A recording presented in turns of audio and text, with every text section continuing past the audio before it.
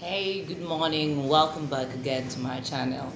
And today, I was just sitting and thinking to myself, you know how people always say, like, you need to stay Taliban?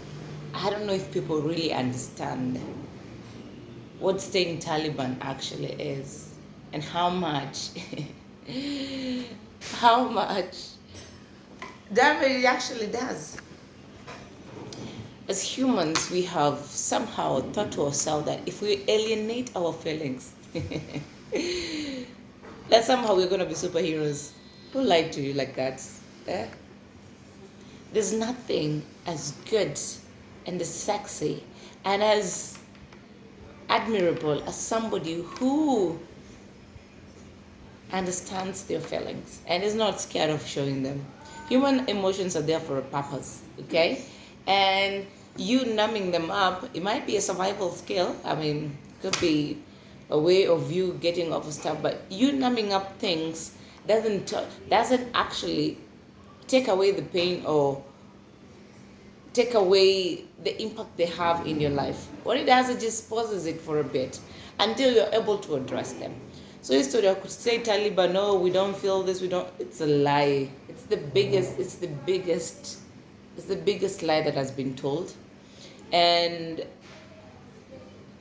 I'm of this school of thought. If you have been in a relationship with somebody, and for whatever reason it never works anymore, and you guys have to go your separate way, feel everything that you need to feel. Feel the anger, feel the betrayal, feel the whatever you want to feel, the bitterness, feel everything, but know that you are not those things, but you are just feeling them, and it will pass away. It will go. And I know when you're going through these things, mtu kukwambia ati oh itapita tu, hakunanga mtu ananini, hakuna mtu anabelieving hiyo stuff. But you need to be so honest with yourself when you're feeling everything. No ujue hata nikijam kiasi gani 3 months down the line sitakuwa na feel the same thing. So this is what we are not told. The moment you deal with your emotions, because only you can dissect them to the very last bit of it and say, I am feeling angry. I am not angry, I am feeling angry. And being able to distinguish that you're not the emotion, but you are feeling the emotion is also another key component of analyzing what you're feeling. So when you say, I feel angry, I feel sad towards this person, and let's say you broke up, and I feel angry towards them because they did this to me, but when you're analyzing that, you should also come to a point where you ask yourself that this did this to me because either I allowed it to happen or I saw something wrong with it and I didn't say anything about it because I was too scared to lose them.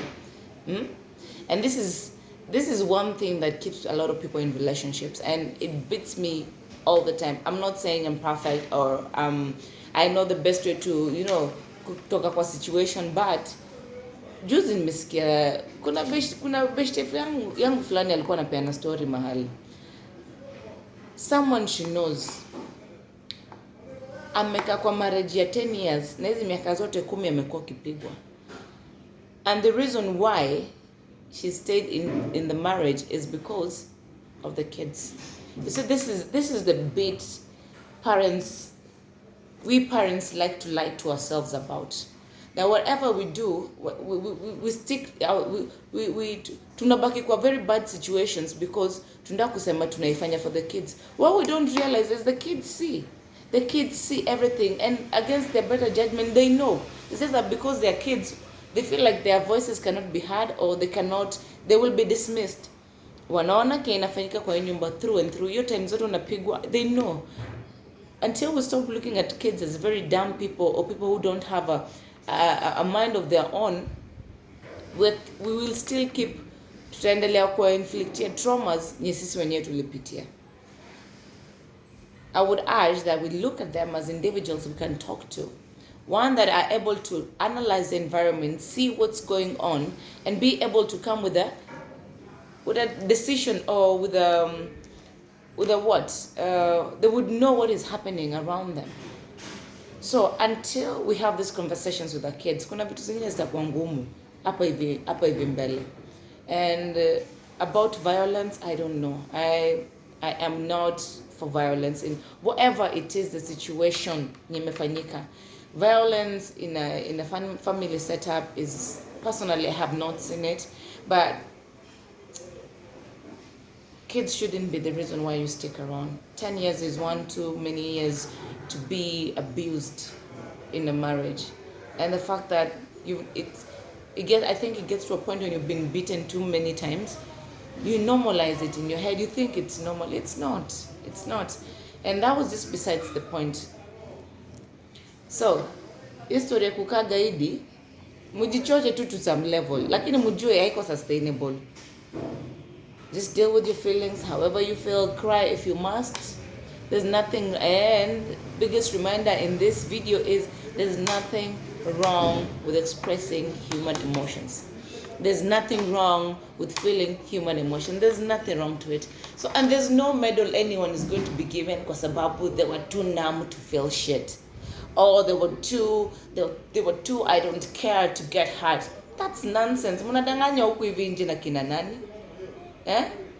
Oh, stay Taliban, stay. My friend, whatever reasoning, whatever justification that goes into your head to make you feel like, oh, you need to run away from emotions and not deal with them, it's a lie. You have to come face to face with them. Know, there's nothing as good as knowing what is eating you, how it's eating you, and why it's eating you. Because then you have control on how you can address it. It's like illness. When you know the root cause of an illness, it's easy for you to diagnose.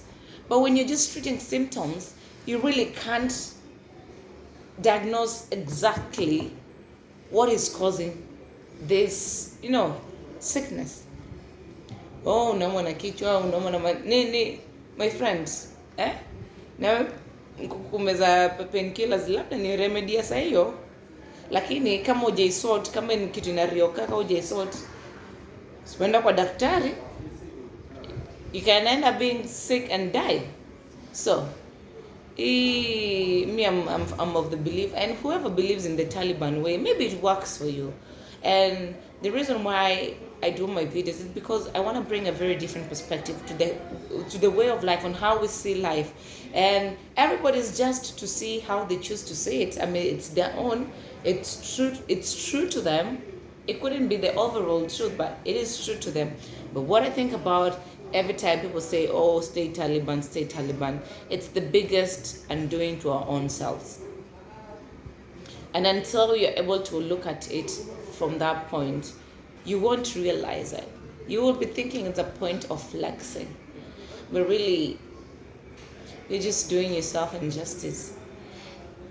Wouldn't you rather be able to find yourself in a situation, because life has to happen and life doesn't always happen to your favor. So when it happens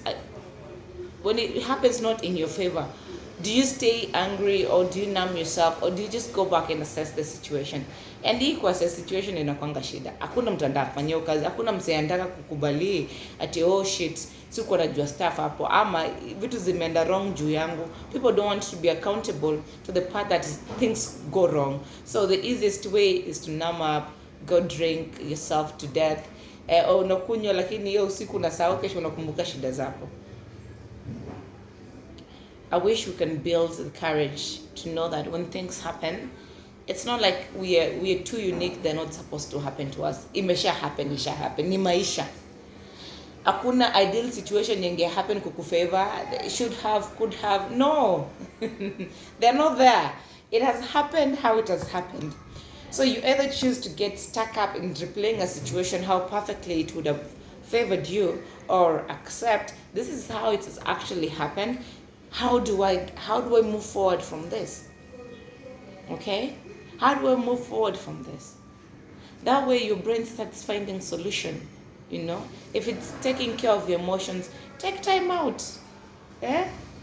Nimeona kama Negoro amesema ukiwachwa leo the next minute ingia. If it works for you, sawa. If it works for you, sawa. But what I would advise, take time back.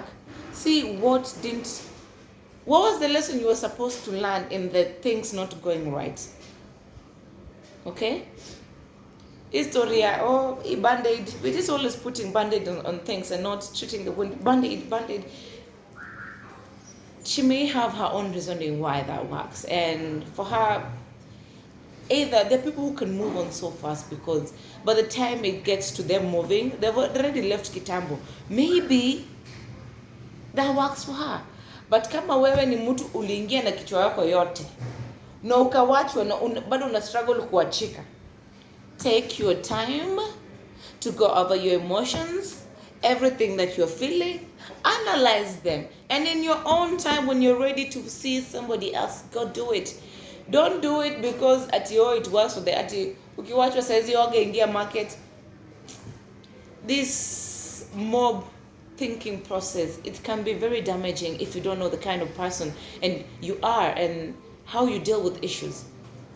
For those it works for them, sawa, wacha wafanye. Wewe kama if it doesn't work for you, usiforce issues. Usijiforce kuoga kwenda market kesho. Kama umeachwa na imesemekana, yani brain system yako inasema leo ni siku ya kulia, funga nyumba, lia, cry all you want, feel everything. Allow your body to express the emotions you're feeling.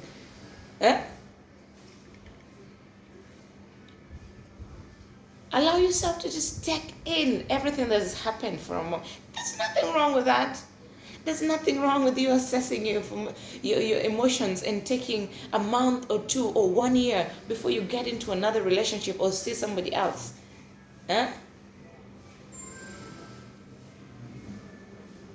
Just know what works for you. Analyze how best you handle situations before moving to another one. I guess that's what I'm saying at the very end of the day. For the people when in Talibans and Talibanism works for them, sawa. Hiyo ni yao, lakini don't buy into that school of thought when you don't have capacity to conduct yourself in the Taliban way. Unless umejielewa, umesema wewe ni gaidi, wewe ni Taliban, and nothing touches you, which I don't know it's where, because enyewe tunajidanganyanga sana. But if it works for you, sawa. All I'm saying, you really have to be true to yourself and how you feel things. Be honest to yourself enough, so much so that you know that jumping onto the next train, it really doesn't solve the issue of the train that you left, unless you're able to look at the past train objectively and not victimize yourself in the whole situation. Then I think you're in big trouble. But when you are able to objectively look at a situation and not remain in the victim mode and see what you were to learn, the lessons or where you failed, it makes it easier to move forward. Acceptance is always the first point of healing, which is always the hardest.